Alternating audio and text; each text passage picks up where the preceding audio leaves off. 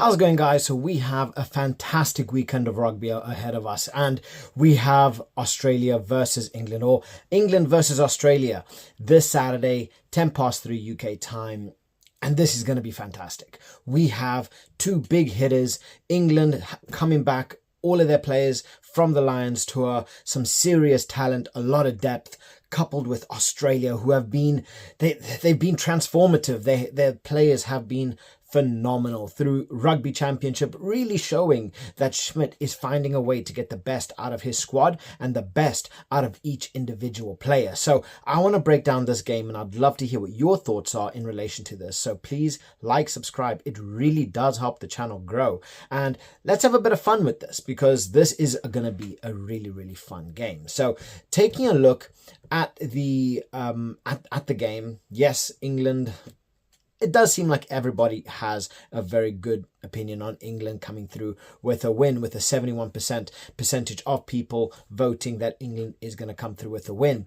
And honestly, looking at the past couple games, England they have it all. They beat the USA, they beat Argentina twice, Wales, and then Italy. But in comparison of the two teams, well, Australia have had such a harder test because of the Rugby Championship, not only having to go up against the All Blacks, they had to go up against Argentina, and they had to go up against South Africa, which are, I mean, just look at the All Blacks and South Africa, number 1 and number 2 best in the world. So Australia have definitely had a much harder test of both both teams, but honestly, I do feel, looking at the squads itself, there is a lot of talent on show here. I mean, let's break down England first of all, where we have Finn Baxter, Jamie George, and then Joe Hayes. Honestly, a lot of these players I wasn't expecting. I really wasn't expecting Baxter and Hayes. That is a complete shock to me, but they have a lot of versatility, they've got a lot of flexibility, and they've got a lot of mobility. So I think England are kind of predicting that Australia are going to want to be moving the ball around a lot, and they are going to have to find a way to deal with the Australian props, because they are big, they are heavy, and they are very strong. But Maro Itoje and Ollie Chessum, I think that's an outright choice. Alex Coles has been in brilliant form, but Ollie Chessum is so much more experienced when it comes down to an international level and the form that he's been in. So I think Ollie Chessum and Itoje is definitely the way to go. Guy Pepper, Ben Earl, and then Sam Underhill. Again, I was not expecting this back row. I really wasn't expecting it. And even Pepper at 6, I was kind of expecting Pepper at 7 if he was going to play. Ben Earl, very understandable, at 8. Tom Curry is back, so he'll probably end up coming on at 6 as well. Obviously, he's just coming back from injury, so there's a little bit of leeway with this. They don't want to be jumping him straight into the game like this, because this is going to be very intense. It's going to be a lot of pressure, and we're looking at, I mean, we're going to go into the Australian back row. Scary. So this back row is definitely going to need to pull their shift, and they're going to need to work a lot at the breakdown to get anything out of this Australian side, because the likes of the Australian back row is scary. And if England, if they are frail, if they are unable to match the intensity that Australia are going to put down, which they're going to put down a lot, this can turn very, very sour for England. They do have Alex Mitchell and George Ford. Again, I was not expecting George Ford here at 10. I was kind of expecting a Mitchell-Smith, Finn Smith partnership. As always, the Northampton partnership. I was kind of expecting that, especially considering you have Dingwall at 12. You have Tommy Freeman at 13. So to me, it was kind of only natural to think Alex Mitchell, Finn Smith, Dingwall, Freeman. Yeah, you know, there is that kind of partnership, but they've gone with Ford, more experience. He's going to have a lot of work. And honestly, if you're going to want someone that's going to get the job done, it's going to be George Ford. Finn Smith can still be very hot and cold. Same thing with Marcus Smith, very hot and cold. Whereas someone like Finn Smith likes to sit back in the pocket, and he likes to kind of have things work and bring other players into it. Marcus Smith, he's very much the kind of player that's going to get things going. You know, he wants to make something happen. He'd happily run with the ball. He'll happily try to push, but sometimes he tries to force the game, which can ultimately cause quite a few issues. But having George Ford there, he offers that experience, he offers that level head, and he offers that consistency around the park. So I think, especially for this game, he probably is the better pick for England here. Faye Wabosa and Roebuck on the wings. Faye Wabosa, I was kind of expecting. Honestly, I was expecting Freeman. I was expecting Freeman at 14, and then I was kind of expecting Ollie Lawrence to fill in and then kind of have, you know, a little bit of rotation here. But obviously the nice thing about Freeman is he is very versatile. He can play the 11, he can play the 13, he can play the 14 and the 15. So wherever you need him, he is able to fit in, and you know he's going to be putting in a serious performance. But Tom Roebuck, very, very good in the air. Again, another reason why George Ford is a very good option here. Tom Roebuck, Freddie Stewart, Faye Waboso, all very good in the air. I think we are going to be seeing a very intense kicking game, looking for territory, using the likes of Roebuck, using the likes of Faye Waboso, try to gain that territory and then kind of set them on. Try to find those little pockets of space in behind the defense, and then allow Faye Waboso to open up his legs to get that, you know, to really put on the pace, because Australia are very quick. They are very, very quick. But yeah, brilliant squad. Freddie Stewart. I do say Freddie Stewart, he is going to be the starting pick at 15. I think the performances that he's putting in, and I think the way he is blossoming, the kind of player that he is becoming, he's becoming such a well-rounded player, and the more experience he's going to get, especially at international level, is only going to benefit England. So I think instead of having sort of like a makeshift 15, I think having someone like Freddie Stewart, who's really going to be able to grow into the role and you know, build with the squad, because this is still a very young squad. I mean, we look at Faye Wabosa, we look at Roebuck, we look at Freeman, Stewart, Mitchell, even Mitchell, he's like 27, 28 years old. Finn Smith is in his early 20s. So these backs, they have a lot of growth, and there's a lot of bonding that, you know, only time will strengthen. But otherwise, in terms of substitutes, they have Cowan-Dickie, Genge, Stewart. I mean, this pack here, this is what I was expecting to start. I was expecting Genge, Cowan-Dickie, and Will Stewart to be starting, and then to have someone like Hayes on the bench. But obviously, Borthwick knows better, and he understands the player. So I like Joe Hayes. I like the way that they're playing. And Finn Baxter, I miss Finn Baxter. Finn Baxter's got such a high ceiling. He's going to be definitely a big one for the future.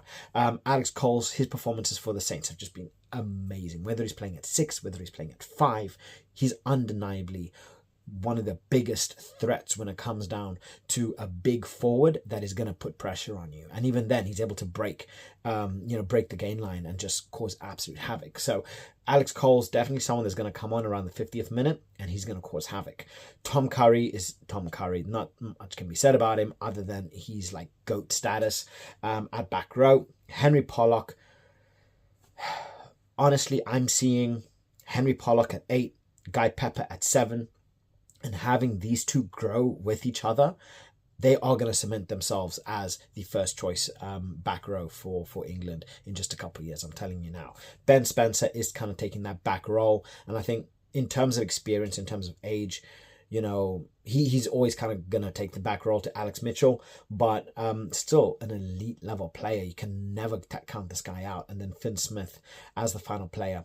So yeah, it's going to be interesting. I mean, what are they playing? A 6-2 split, and this is fire. This is fire. So can't wait for this. In terms of Australia, let's break down Australia, because Australia are dangerous, and I have a little bit, you know, about Australia here. So Angus Bell, Pollard, and then Taniela Tupou coming in big, very strong, especially with Taniela Tupou. They are going to have a very hard time handling him. Him and Bell, they're so strong, they're thick, they're heavy. You know, they are just built out of brick. So to move them is going to be very difficult. Nick Frost and then Williams coming in as the lock pairing. Honestly, I would have loved to see Will Skelton here, but that's not the case. Williams is a monster. So personally, I do feel that England have the one up on Australia when it comes down to the lock pairing. So the lineups are definitely going to be very interesting, and I think it's going to kind of be a little bit equal as it stands, when it comes down to the packs or the scrums and the lineouts, are definitely going to be a very contestable area until someone like Ellis Genge comes on and will stew it, and then it's just scary. But otherwise, I think England do kind of hold the advantage when it comes down to the lock pairing. I think the bond, the experience, just the physical monsters that they are, and they're so agile, especially Ollie Chessum. I just feel like I call him a walking fridge, because he's just built differently. He is just built differently. In terms of the back row, this back row was so scary throughout the Rugby Championship. Rob Valetini at 6, Fraser McReight at 7, and then Harry Wilson at 8. Scary. Though I don't think there was a game where Fraser McReight didn't achieve more than 16 tackles himself. Harry Wilson, he's just, he's so young, captain of the squad. He's just one of these players that he's going to get something. When he's on the ball, he makes something happen. He's just an elite level player. Rob Valetini is just that essence of strength and he's just fire. If he had an aura, it would just be burning. So Rob Valetini is ridiculous. And this is why I say I was surprised by the England back row, because right now, if I was to put these two against each other, Australia have the advantage here. More experienced, more playtime together, right? Especially recent playtime together. And just the performances that these guys have been putting through is outrageous. Especially Fraser McReight, who right now currently playing, I put him as the best 7 in world rugby. And that is taking into consideration your Pieter Steph du Toit, your Ardie Surveyors of the world. So his performances right now, I have him as the best 7 in world rugby. That's just my opinion. This guy, he is a tank. He doesn't stop, and he tackles like there's no tomorrow. So Fraser McReight, to do the job that he needs to do, elite. In terms of the halfback pairing, they have, I think it's Jake Gordon and Tane Edmed. A little bit of a different partnership here. Carter Gordon is still due to join, so that's going to be interesting. And how he's going to end up putting in his performances, I don't know. But Jake Gordon is starting with Tane Edmed. Tane Edmed has put in a couple good performances, but in terms of George Ford, Tane Edmed, they both have a lot of they got a lot of talent. But George Ford, he's just that cool, level-headed player. But how they are going to handle the pressure of the Australian back row, I don't know. I really, really don't know. In terms of the other backs, they got Harry Potter and then Max Jorgensen, 11 and 14. Harry Potter, I still haven't been 100% confident with him. I think the last time I said this, he actually ended up scoring a try, and he actually played pretty well. So it would be interesting to see if he managed to, work his magic and put in another top tier performance. But in general, I'm not that confident when it comes down to Harry Potter. Players like Dylan Peach, I felt played really, really well. And there's a lot of big talent that's coming from Australia. That's going to be very scary.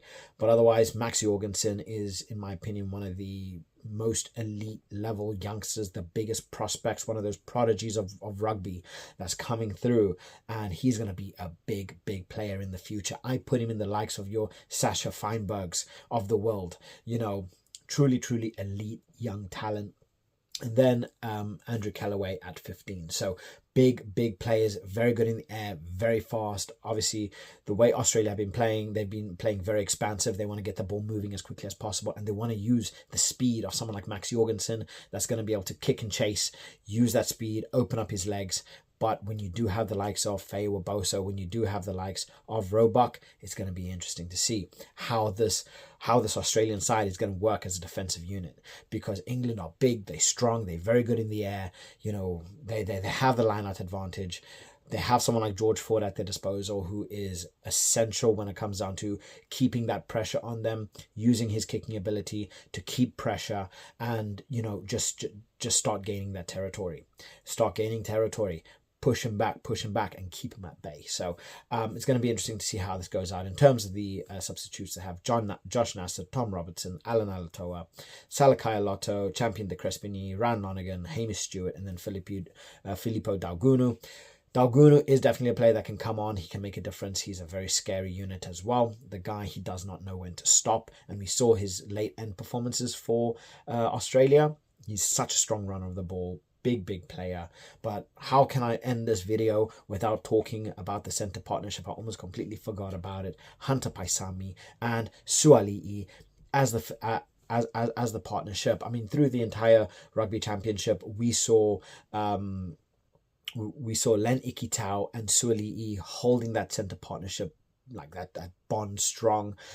Hunter Paisami, when he's had time, he's actually played really well, and I'm really hoping to see a lot more of him. He's a very good runner of the ball. You know, he's very good defensively as well. So having someone like Suali'i, who isn't necessarily the best when it comes down to defense, but going forward, he's such a threat. You know, he can make something out of nothing. He's got that big, tall, lanky frame as well. So it definitely makes life very difficult for England. I don't know. It's going to be, this game is going to be won at the breakdown. If England can find a way to break down that back row of England, they have a very good shot. If England can find a way to break down Australia's back row, England can definitely come away with a big win. But this is just me on a gut feeling. Australia to win by 2 tries. You guys might call me crazy, but I just think the way that England they are set up, they've got a lot of brilliant individual players. I do feel that partnerships aren't as strong as the Australians. Plus, the Australians have a lot more time playing together recently, and they are more match fit, they're more match ready, and you know, they have been playing a lot of rugby together. They've been in training camps for far longer than what this English side has. So I have Australia to win by 2 tries. I might end up eating my words, in which case I take full responsibility for it and accountability. But I just feel that this is going to be a big game.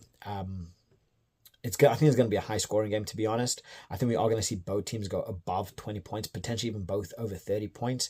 But I do have a late surge from Australia to come through with a win, have someone like Max Jorgensen or Suali'i create themselves a little bit of magic and come through with a big win. So please drop your thoughts in the comment section below. Let me know why you guys think I'm wrong and who do you think is going to win. And I'll catch you guys later. Bye.